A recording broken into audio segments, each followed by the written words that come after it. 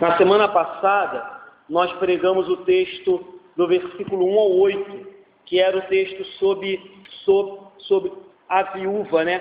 O juiz iníquo que não queria de maneira alguma ouvir ou responder àquela viúva que clamava para que ele respondesse ou para que ele julgasse a sua causa. E aí nós falamos que o propósito daquela parábola de domingo à noite era que a oração deveria ser feita com perseverança, porque aquela viúva perseverou em insistir acerca da sua causa para com o juiz e ele a atendeu. E agora, seguindo no mesmo tema, ainda sobre a oração, Jesus agora vai nos ensinar que a oração tem que ser com perseverança, mas que a oração também tem que ser feita com humildade. Esse é o tema dessa passagem que a gente vai estudar agora à noite. Então vamos lá comigo? Versículo 9, o título diz assim: a parábola do fariseu e o publicano. Em algumas passagens ou em algumas bíblias pode estar a parábola do fariseu e do coletor, mas a gente vai usar a tradução publicano. Então, versículo 9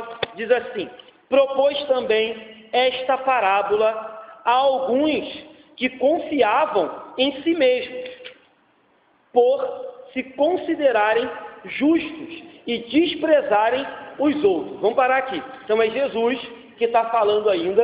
Ele proferiu a primeira parábola para os discípulos e agora parece que o foco de Jesus muda, porque o texto diz assim: propôs também. Também por quê? Porque no começo do capítulo ele tinha proposto a primeira parábola, a da viúva e do juiz iníquo. Então ele propôs também uma outra parábola. E aí, qual era o público-alvo dessa parábola? O texto já diz: alguns que confiavam em si mesmos, se julgavam justos e desprezavam os outros. Então Jesus está falando, provavelmente, a gente não pode afirmar, com pessoas do grupo dos fariseus, religiosos, pessoas que pelo simples fato de frequentarem a sinagoga, pelo simples fato de frequentarem a igreja, pelo simples fato de terem um título de pastor, presbítero, diácono, se acham melhor do que alguém, se acham justos. É esse tipo de gente que Jesus está falando, pessoas que desprezam o outro pelo simples fato do outro não fazer parte da sua igreja, não fazer parte da sua denominação.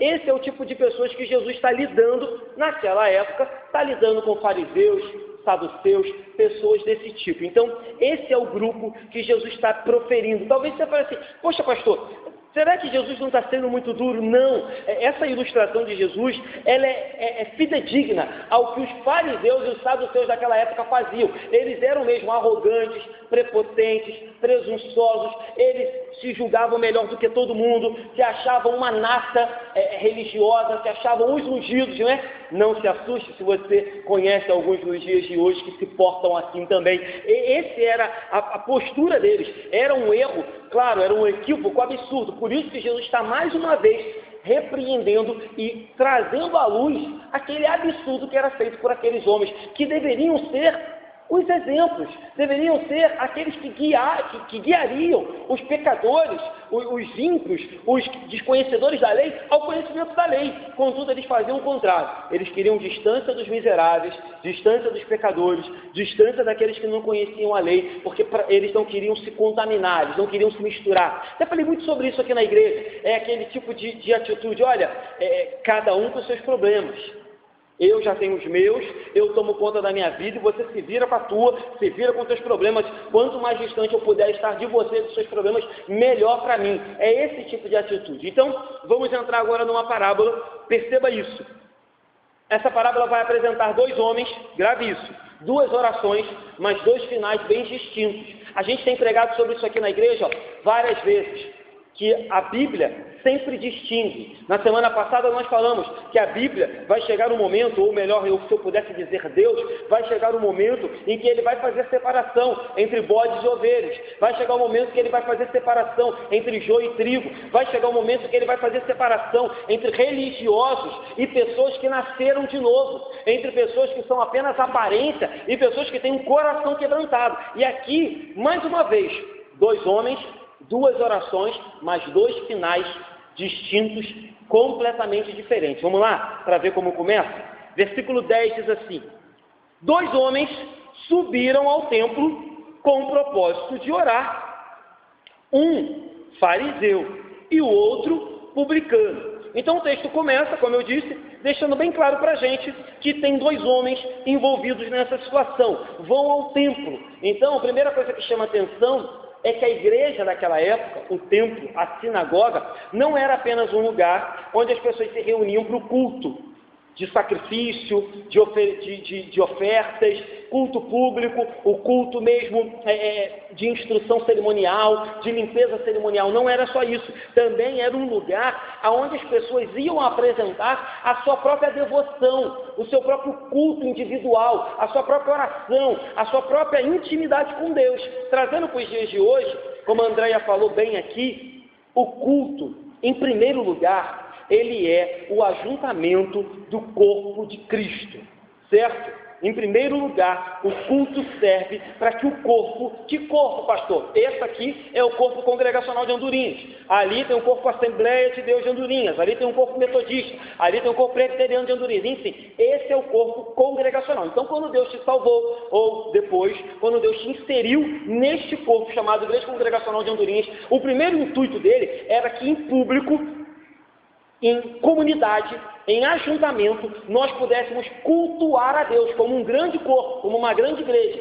Contudo, dentro deste culto, cada pessoa aqui é um indivíduo, cada pessoa aqui tem a sua vida, cada um aqui tem a sua espiritualidade, cada um aqui deve zelar pela sua salvação e pela sua intimidade com Deus. Então, dentro desse grande culto oferecido a Deus como comunidade de igreja, cada um oferece a sua oferta, o seu louvor, a sua oração, a sua vida, o seu quebrantamento, o seu arrependimento. Ou seja, aqui sobem dois homens para fazer isso, prestar o seu culto dentro de um culto maior que envolvia toda a igreja. Não surpreende, a princípio, que o fariseu esteja aqui, porque lembra, falei, eles eram extremamente religiosos, eles eram mesmo extremamente rigorosos com usos e costumes, com observância de determinados mandamentos. Então eles não iam faltar de jeito nenhum à oração, gostavam de orar, até porque, ademais,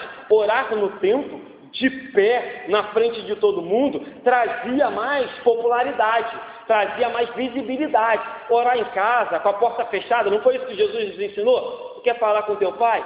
Fecha a porta do teu quarto, ora sós, que o teu pai te responderá. Ele vai te ver e vai te responder. Contudo, convenhamos, em público é mais legal. Em público as pessoas escutam, olha como é que fulano ora bem, olha como é que fulano tem uma oratória boa, olha que oração poderosa. Tem gente até que vai atrás de algumas pessoas que têm esse título. Vamos lá na irmã fulana, que a oração dela é poderosa. Vamos lá no irmão fulano, que a oração dele é tiro e queda. Parece remédio esse negócio, parece feitiçaria, mas não é isso que a gente aprende aqui. Então o fariseu foi, porque era costume. Mas o que surpreende aqui é que um publicano, considerado qualquer, ninguém, não tinha status nenhum na igreja, não tinha espaço nenhum, não tinha, ofício nenhum na igreja, não tinha conhecimento nenhum, ele também vai orar. Os dois sobem com o mesmo propósito. O fariseu, normal. O publicano já nos traz um pouco de surpresa e a gente vai perceber que as coisas se tornam ainda mais surpresas ou ainda mais inesperadas com o andar da carruagem. Então, cuidado com isso. O texto está caminhando e a gente começa já a perceber algumas coisas que acontecem nos dias de hoje também. Infelizmente, acontecia naquela época. Versículo 11 e 12. Vamos ver qual vai ser a postura desse fariseu? Ele diz assim, o fariseu posto em pé. Então Jesus agora dá nome aos bois. Eu comecei falando que provavelmente Jesus estava falando para um grupo de fariseus, para um grupo. A gente não sabe se aquele grupo que está ouvindo só tinha fariseu, mas Jesus agora deu um nome ao boi. Disse, olha, o camarada que eu vou dizer, que eu vou especificar, é um fariseu. Então, a probabilidade é que a galera que estava ouvindo era, na sua grande maioria, fariseu. Então, Jesus diz, o fariseu posto em pé, orava de si para si mesmo, desta forma, ó Deus, graças te dou, porque não sou como os demais homens, roubadores, injustos e adúlteros, nem ainda como este publicano. Jejuo 2 vezes por semana e dou o dízimo de tudo quanto ganho. vamos parar aqui.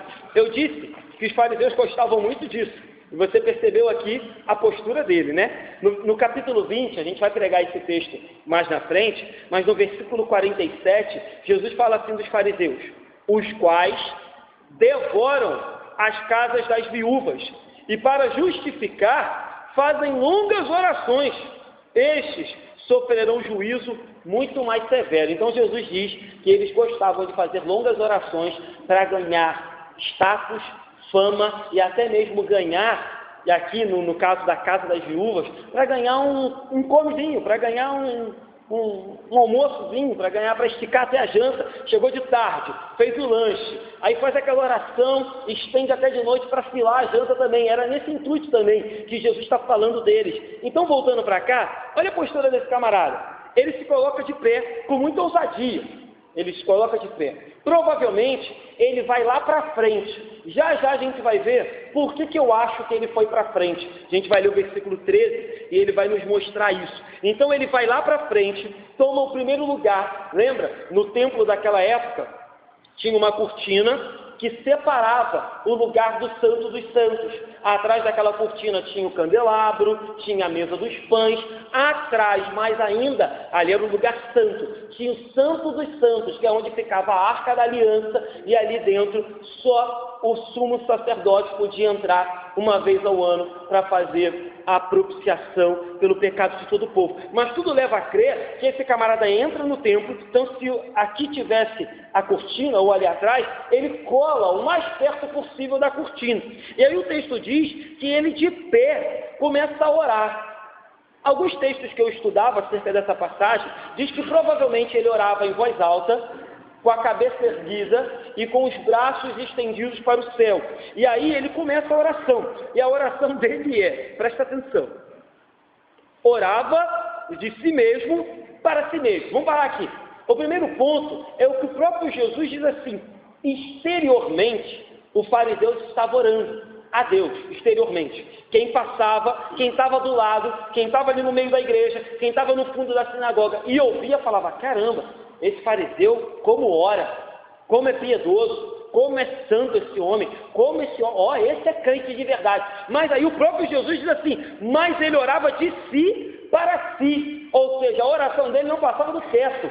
A oração dele, o mais longe que chegava era o irmãozinho do último banco, porque para Deus não chegava nada. Ou seja, exteriormente ele orava para Deus, mas interiormente ele fala de si para si mesmo. Ou seja, havendo citado Deus uma vez, ele diz assim: ó Deus, graças te dou. Ele cita Deus aqui, mas depois você vai ver que todo o teor da sua oração não exalta Deus em momento algum. Ele não volta a falar o nome de Deus de novo, ele não se reconhece pecador, ele não se arrepende das suas atitudes erradas, ele não solicita nada, ele não clama. Ele é diferente do Cristo, que nos ensinou a orar: todavia seja feita a tua vontade. Ele começa a fazer um longo discurso acerca de si mesmo e se exaltar para com o próprio Deus. Claro que a gente bem sabe que para com Deus a gente não se exalta, mas ele se exaltava para todo mundo que estava ouvindo. Então, em parte alguma, este homem está fazendo uma oração dirigida a Deus. Então, o que a gente aprende aqui já desde já? Tem muita gente na igreja, queridos, que está orando, mas está orando para si mesmo. Tem muita gente na igreja entoando longas orações. Talvez eu poderia até acrescentar aqui, entoando louvor, dando oferta, ouvindo pregação, ou quem sabe até pregando, mas está fazendo isso para si mesmo e não para Deus. Deus diz: eu não recebo esse tipo de louvor, eu não recebo essa oferta, eu não recebo essa oração, porque você está se auto-exaltando, você está se auto-promovendo, você está se mostrando, quando na verdade quem deveria aparecer sou eu. Você não tem nenhum senso de Deus, porque quando temos senso de Deus, quando temos senso da presença de um Deus Santo, a gente se estremece. Quando a gente tem sensibilidade de que quando a gente entra nesse culto, não é apenas um culto, mas é um momento onde a Santa Trindade se faz presente, e o Espírito Santo opera e tem liberdade no meio da igreja, a gente tem uma sensação de temor, a gente tem uma sensação de culpabilidade, de dizer: eu sou culpado, e se não for a graça e a misericórdia, eu não tenho condições de estar aqui, eu sou pecador, e se não for pelo amor incondicional de Deus, eu não posso estar aqui nesse culto. Esse homem não tinha senso nenhum de pecado, de culpabilidade. Para ele, Deus era apenas alguém que ele usava para se promover. E aí, ele começa a dizer, olha, eu não sou, graças te dou, porque eu não sou como os demais homens. Aí ele diz, olha, ele começa a se comparar com os homens. Eu não sou roubador, contudo, roubava a glória e a honra que devia ser só de Deus, quando ele se exalta na oração. Ele diz, eu não sou injusto, contudo era injusto, com a afirmação que ele vai fazer já já, e a afirmação que ele já está fazendo, dizendo, eu não sou como tais homens. Percebe que ele não se compara com Davi, ele não se compara com Abraão, ele não se compara com os homens da galeria dos heróis da fé, ele não se compara com Gideão, ele se compara só com gente que, ao ver dele, não vale nada. Aí ele termina dizendo assim, também não sou adúltero, ou seja, talvez não traía sua esposa, contudo, quando ele fazia dele um ídolo, quando ele fazia dele alguém digno de adoração, quando ele dizia, ó Deus, graças te dou porque eu sou muito bom, ele era adúltero na fidelidade, ele era adúltero na adoração, porque ele adulterava a adoração que só devia a Deus para ele mesmo. Ou seja, o camarada está descendo ladeira abaixo, de mal a pior. Mas aí, para fechar o caixão, ele olha para o lado, ou talvez ele olha para trás, porque você vai perceber que o publicano não estava do lado dele, e ele começa agora a acusar o publicano. De repente ele percebe o publicano, não sei se ele olha para trás, eu vou falar, enfim, não devo nada para ninguém, devo só a Deus. Já viu aqueles camaradas que ele consegue orar e bater foto e publicar no Facebook? Deve ter sido essa do fariseu. Ele estava orando, mas aí ele abriu o olho assim, deu uma olhadinha para ver se tinha alguém olhando para ele, para ver se a igreja estava cheia, se alguém estava prestando atenção na oração dele. É tipo essa galera que consegue ir orar e postar foto no Facebook orando. Não sei, será que o camarada antes de ajoelhar fala assim, ó, quando eu ajoelhar você pega aquele close? Deve ter. Então é mais ou menos isso que está acontecendo aqui. Ele percebe que o fariseu está lá. Quando ele percebe que o fariseu, ou melhor, ele percebe que o publicano está lá. Aí ele vira para o publicano, ele vira para Deus, né, entre aspas, e diz, olha Deus, graças te dou que nem ainda não sou roubador, não sou injusto, não sou adúltero, nem ainda sou como esse publicano, ou seja, não sou roubador, nem injusto, nem adúltero. E publicano, menos ainda. Não sou nem quero ser, e tenho raiva de quem é. É mais ou menos se ele estivesse dizendo isso. E aí ele continua se exaltando e diz, jejuo 2 vezes por semana, dou dízimo. E aí até agora você vai perceber no final do texto que o fato de você jejuar, o fato de você dar dízimo, o fato de você ser um religioso, não vai garantir a salvação de ninguém. Certo? Jejum não salva ninguém, você vai ver aqui já já. Dízimo não salva ninguém, oferta não salva ninguém. Se auto-exaltar e se auto-justificar não salva ninguém.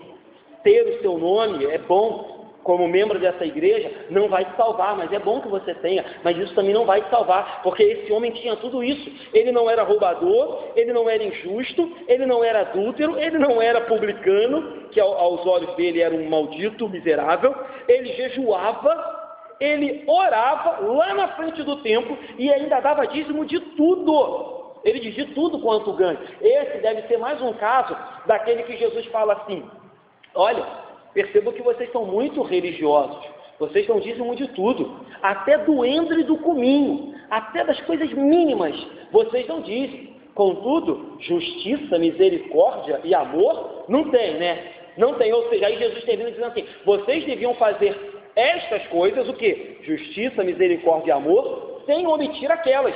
Ou seja, continuem dando dízimo, mas não deixem de ter justiça, amor e misericórdia, porque se vocês não fizerem isso, de nada adianta o dinheiro de vocês, de nada adianta a oferta de vocês.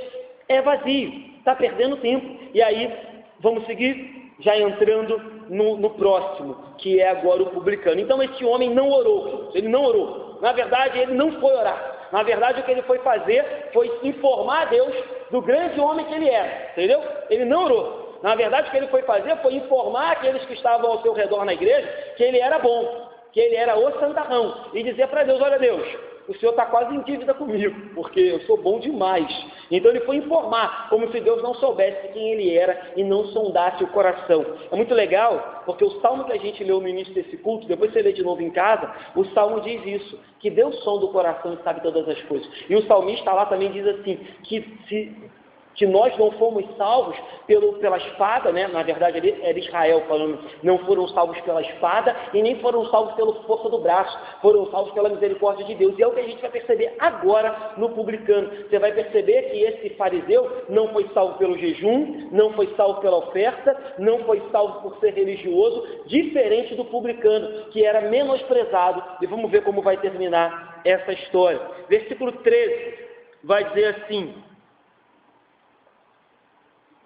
o publicano, estando em pé, longe. Então aqui, só parando um pouquinho, percebe que ele também fica de pé, mas o texto diz que ele está longe. Então, se o texto está falando de dois homens que estão no mesmo lugar, e o texto diz que o publicano estava longe, logo a gente chega àquela conclusão que eu falei.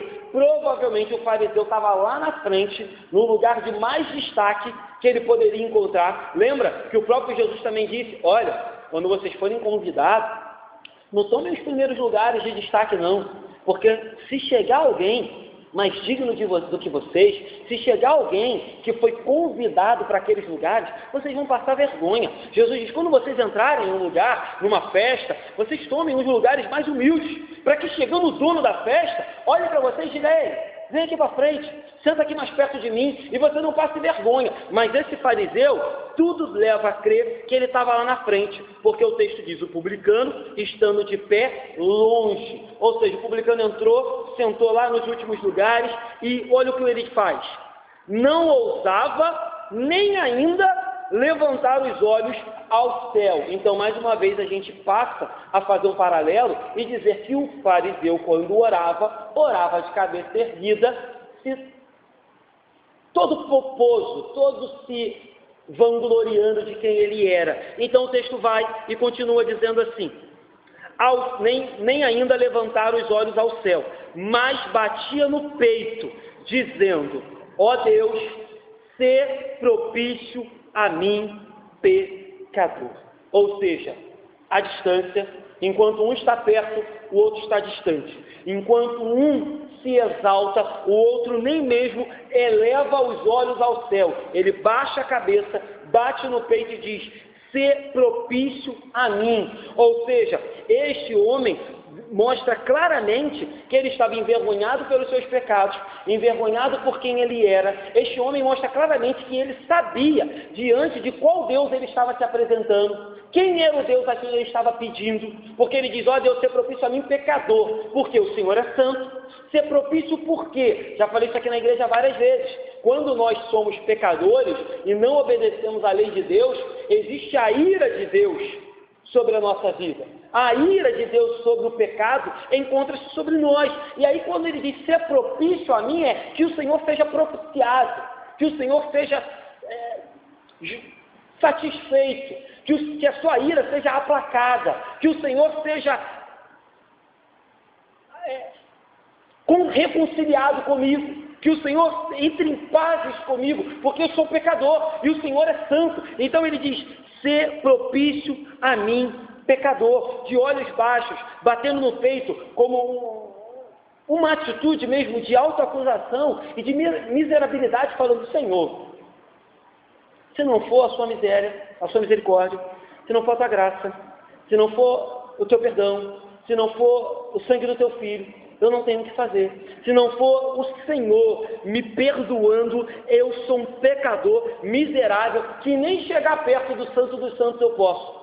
Lembra? Jesus morre, o véu é rasgado e o acesso nos é dado. Mas até então, o véu ainda está fechado. Jesus está vivo, é ele que está contando a parábola, é ele que está dizendo como era a atitude de um fariseu e de um publicano orando no templo. Então este homem, de forma muito consciente, ele pede por misericórdia, coisa que hoje, voltando para os dias de hoje, tem se tornado muito, mas muito escasso. Você vê as pessoas na igreja determinando, decretando, você vê as pessoas na igreja profetizando. Até então, nada de mal você profetizar, desde que esteja de acordo com a palavra de Deus, mas você vê as pessoas tomando muitas atitudes, das mais diversas possíveis, mas dificilmente você vê alguém dobrando seus joelhos. E aí aqui a expressão, maneira de falar, em que não necessariamente você tem que dobrar o joelho para que a sua oração seja ouvida, mas dificilmente você vê pessoas entoando orações nesse contexto. Senhor, tem misericórdia de mim.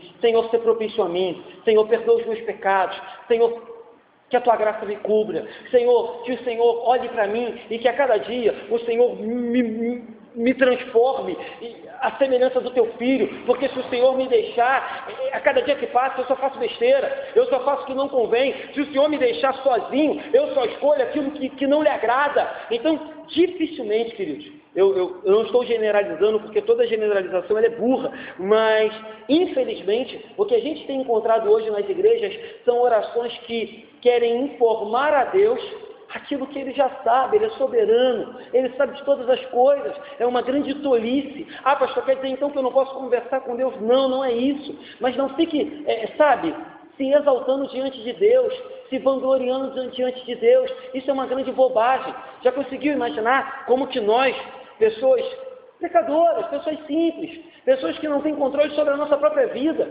pessoas que não sabem o dia de amanhã, não sabemos do que será o amanhã, como pode nós nos apresentarmos diante de um Deus Todo-Poderoso e Santo e nos vangloriarmos, e nos exaltarmos, e batermos no peito e dizemos: Senhor, eu sou melhor do que o meu vizinho, eu sou melhor do que o fulano, eu sou melhor do que Beltrano, eu sou melhor do que aquele pecador da minha família, do que meu primo.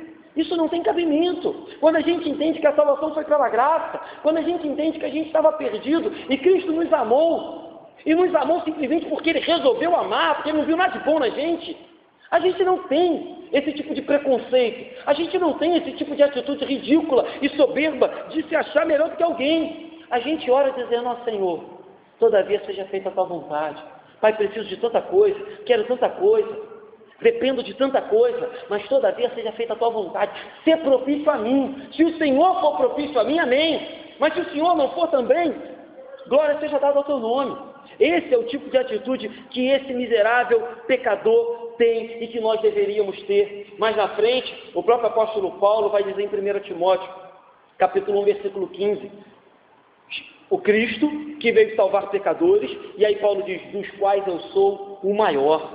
Se você olhar o Antigo, o Novo, Davi, Abraão, você olhar todos os homens de Deus, eles eram pecadores e se reconheceram assim quando pecaram, quando falhavam, corriam para os pés da cruz, para os pés de Deus e diziam: ser propício a mim, pecador, tem misericórdia de mim, pecador. Ou seja, aquilo que para a sociedade de hoje não é muito legal, reconhecer que é pecador, reconhecer que é miserável, reconhecer que erra, reconhecer que depende de alguém, é justamente o que é exaltado durante toda a Bíblia, do Antigo ao Novo Testamento. Todo homem que teve um encontro com Deus, do Novo ao Antigo Testamento, disse: ser propício a mim, pecador, perdoa os meus pecados, tem misericórdia de mim, me salva, ai de mim, porque vi a Deus.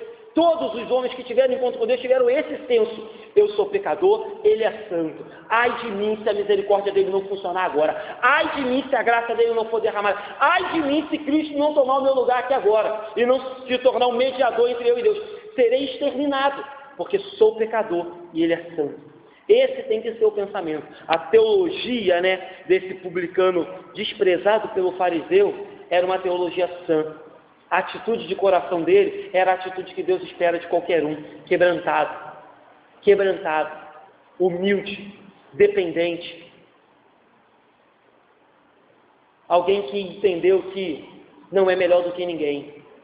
Se hoje estamos aqui, é pela graça e misericórdia que nos alcançou antes, mas nada impede que amanhã aqueles que lá fora estão cometendo pecados dos mais absurdos possíveis estejam na mesma postura ou na mesma posição que nos encontramos hoje, porque somos tão pecadores e tão miseráveis quanto eles.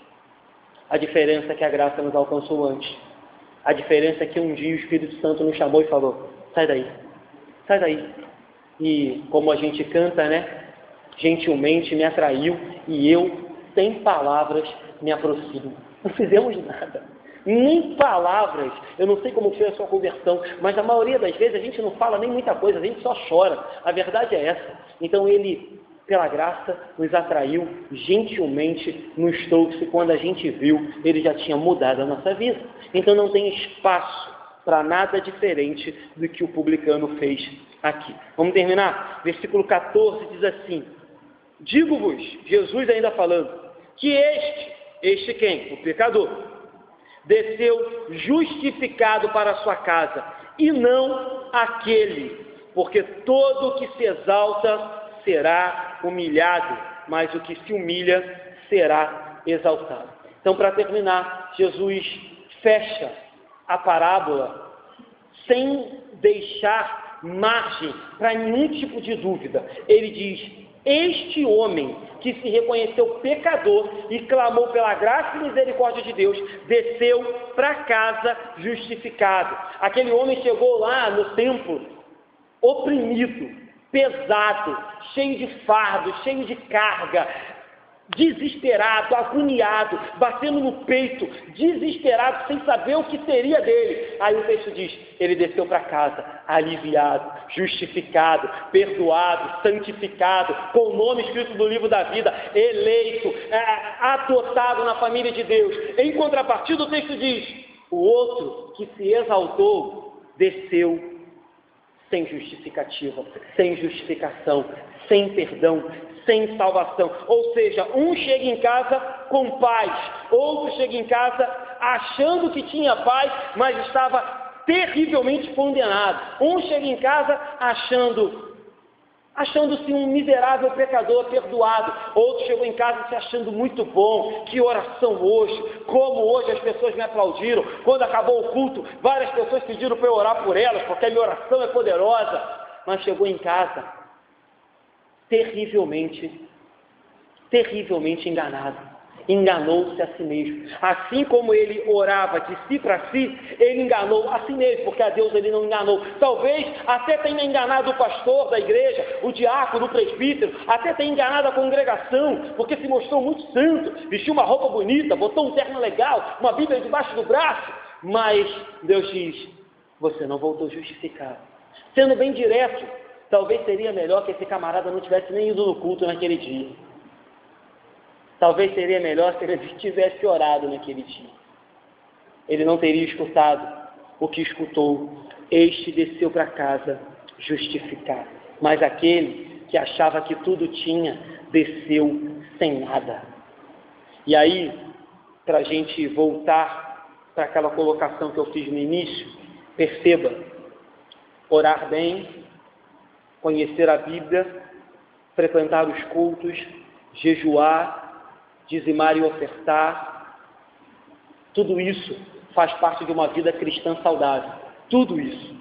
Mas se isso faz parte de uma pessoa que apenas quer se exaltar e aparecer para o outro, não vai salvar ninguém, não vai garantir salvação de ninguém, não vai fazer com que ninguém volte para casa justificado. A quantidade de vezes que você ora, a quantidade de dinheiro que você oferta, a quantidade de capítulos que você lê, se isso não é feito com o intuito de adorar, exaltar, glorificar a Deus e devolver para Ele tudo aquilo que Ele fez por mim e por você na cruz, não adianta de nada.